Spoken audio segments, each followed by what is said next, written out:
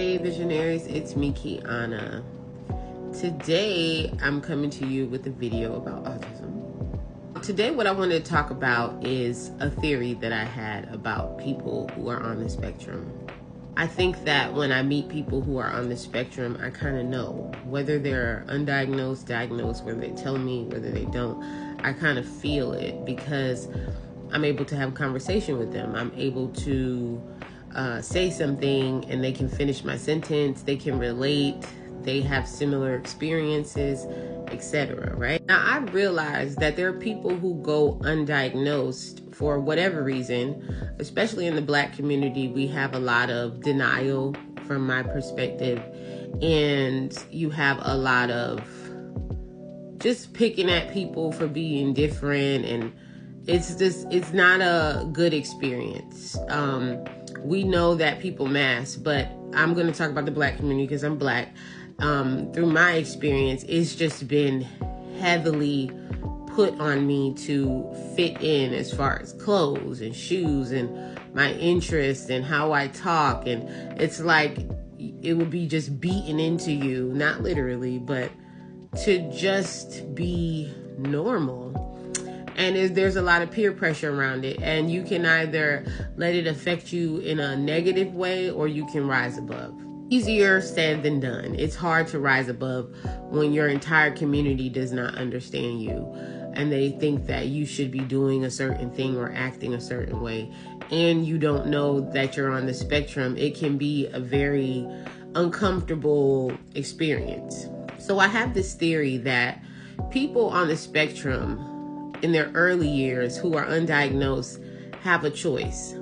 They can either take their powers that they've developed and be a superhero and treat people the way that they wish that they were treated, or they can become a villain and, show the world and show everybody who's picked on them in their early years that they're not going to let that type of treatment happen to them again, and they become somewhat of a tyrant. If you've ever had like a supervisor or somebody above you, a parent, or, just anybody who can always see you, we're usually the watchers. We're usually watching and observing just to exist. But you have people that you trying to watch the room and they watching you. These are the villains that I'm talking about.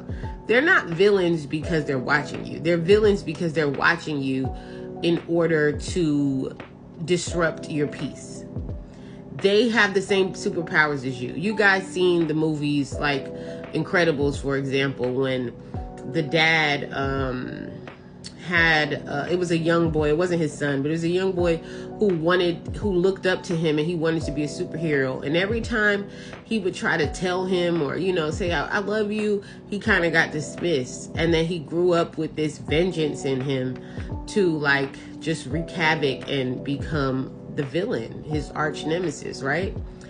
I believe that we have a lot of villains in our community. And I use the words villain because it's a difference between just mistakenly hurting people and then, studying people and putting yourself in positions of power so that you can get people back that weren't even present in your earlier life, right?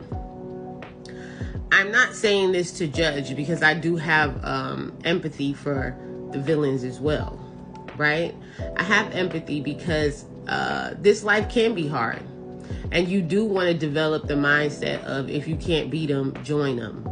But I'm going to tell you this. I don't think God put us here to be so different and to learn how to develop, to be so keen and understand people and see society for the things that need to be fixed for us to be a part of the problem. I think if you've ever been a person, I wouldn't say if you're neurodivergent, but I'll say if you've ever been a person who has been ostracized, always felt different, treated badly for your differences, and you have this chip on your shoulder, or you feel like the world just doesn't understand you and you just wake up every morning just not understanding that you matter in the best ways, because you do, if you're one of those people, it's time to reinvent yourself. It's time to heal the little child in you, or the person, because we go through this for long periods of time, our whole entire life. But once you learn that you are, it should subside the negative feelings a little bit. It should help you heal a little bit. And if you're one of those people, it's time to now heal and to take those positions of power that you've worked so hard to get to, which I know was hard. You had to study and blend in enough to be able to be the supervisor. Sometimes you don't have to study to be a parent. You just got to do. But you're a parent, so you have a responsibility to raise your children in a healthy way. It's time to reinvent yourself. It's time to heal. It's time to forgive the people who are just doing what society tells them to do. We're all masking. We're all not living the best life sometimes, and I find that a lot of the times people on the spectrum perpetuate normalcy more than neurotypical people do.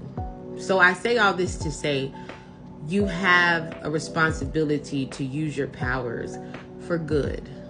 Don't be amidst the chaos and hurting people. You have a choice. It's time to be a superhero, not a villain.